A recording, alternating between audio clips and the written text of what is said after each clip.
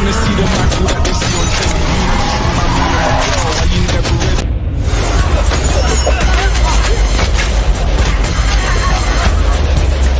ready? What's up, y'all, and welcome back to Cinebolt. I'm not here to waste your time. In today's video, we're counting down the top 6 action thrillers hiding on Netflix that you need to add to your watch list right now. So with that intro out of the way, let's get into why you clicked on this video.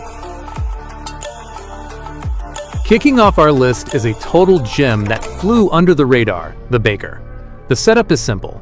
Ron Pearlman plays a quiet, unassuming baker living a peaceful life. But when his estranged son gets mixed up with some seriously bad people, he's forced to dust off a very particular and very violent set of skills to protect the only family he has left, his granddaughter.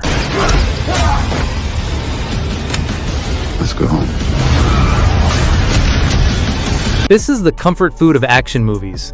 If you're a fan of the retired badass gets pulled back in genre, this is your jam. Think John Wick if he decided to trade his guns for a pastry bag before getting pissed off again. Ron Pearlman is just perfect here. He has that world-weary gravitas that sells the whole thing, and the action is brutal, grounded, and personal. Now, to manage expectations, the plot isn't reinventing the wheel. You'll see some twists coming from a mile away.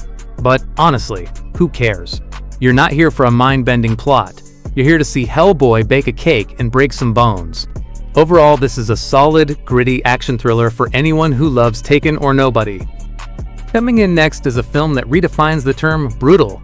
I'm talking about the Indonesian action masterpiece, The Night Comes for Us. The story follows Ito, a top triad enforcer who betrays his organization to save a young girl, making him the target of every killer in the criminal underworld, including his former best friend, played by Iko Uwais from The Raid. Let me be crystal clear. This might be one of the goriest, most violent action films ever made, period. The fight choreography is next level. A symphony of broken bones, visceral stabbings, and beautifully complex martial arts. The action is relentless. Once it starts, it almost never lets up. The butcher shop fight scene alone is an all-timer. The plot is the film's main weakness. It's paper thin and really just serves as a vehicle to get from one insane fight to the next. The characters aren't deeply developed, but the raw physicality of the performances tells you everything you need to know. This is pure, uncut action cinema. This is a must-watch for hardcore action junkies. If you loved The Raid but thought it could use even more blood, this is your holy grail. And please, do not watch this with a weak stomach. Next, we've got a sleek and stylish flick that got a bit of a raw deal when it came out, The Girl in the Spider's Web. This is a soft reboot of the Lisbeth Salander saga, with the incredible Claire Foy taking over the role of the vigilante hacker. This time, she's hired to steal a dangerous computer program that can access the world's nuclear codes, which obviously throws her into a global conspiracy filled with spies and assassins. We're running out of time. Now the world will burn. And everyone will know. Look, I get it. The David Fincher version is a masterpiece. But if you can separate the two, this movie is a damn good time. My personal take is that this is the James Bond version of Lisbeth Salander. It's less of a grim Scandinavian noir and more of a high-tech, globe-trotting spy thriller, and it totally works on that level, with action sequences that are slick and beautifully shot. A major drawback is that it does feel a bit more generic than its predecessors. The plot is a little more straightforward, and it lacks some of the grit and psychological depth you might be expecting. But if you're in the mood for a slick, fast-paced spy thriller with a killer lead performance, give this a shot.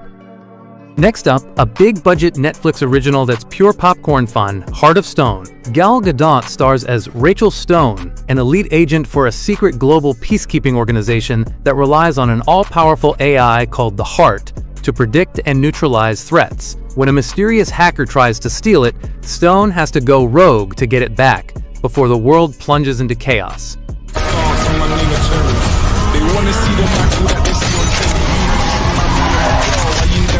Simply put, turn your brain off and enjoy the ride. This movie is a throwback to the larger-than-life spy blockbusters of the 90s. The set pieces are absolutely massive. We're talking skydiving, car chases through ancient cities, and shootouts in high-tech bunkers. It's a non-stop, globe-trotting adventure that's designed to just be a blast. Gal Gadot has the action hero charisma down, and she carries the film effortlessly. The main weakness here is a lack of originality. The plot feels like it was put together from spare parts of every Mission Impossible and Bond film. The dialogue can be a bit clunky, and the villains are pretty standard. Don't go in expecting a complex narrative. Go in expecting spectacular stunts and a fun, explosive good time. Perfect for a Friday night when you just want to watch stuff go boom. Alright, strap in for this one, y'all. Next, we have one of the wildest, most unapologetically violent and stylish movies on Netflix, Polar. Mads Mikkelsen plays Duncan Visla, aka the Black Kaiser, the world's top assassin who is just days away from retirement. The problem? His scumbag employer has a policy of killing off his aging agents to avoid paying out their pensions. What follows is a brutal, hyper-kinetic rampage of revenge. If a former agent dies after retirement,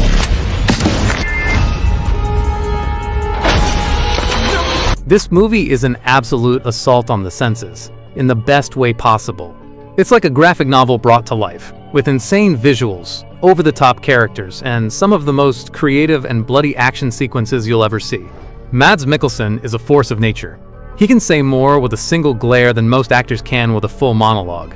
Be warned though, this flick is not for everyone. The violence is extreme, and the tone is all over the map, swinging from grim seriousness to pitch-black comedy in a heartbeat. It can be jarring, and it's definitely not for the squeamish. If you love movies like John Wick and Crank and wish they were even more insane, Polar is your must-watch.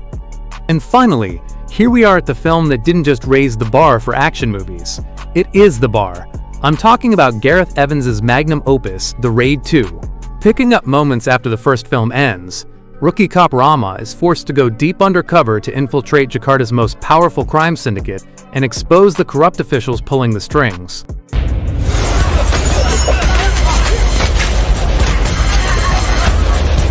This is one of the greatest action films of all time.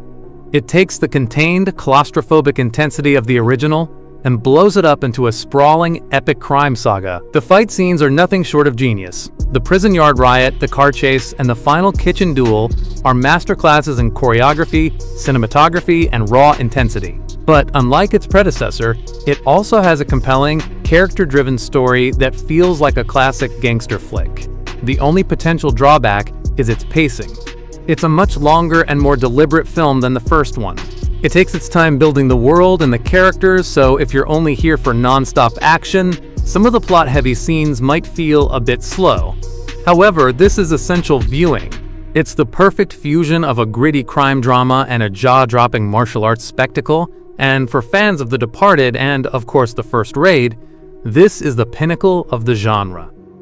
And that's the list, y'all. 6 absolute action bangers, hiding on Netflix, just waiting for you. What did I miss? What are some hidden gems you found that I need to check out? Drop your recommendations in the comments below, I read all of them. And if this video helped you find your next movie night obsession, do me a solid. Smash that like button and hit subscribe so you don't miss the next drop.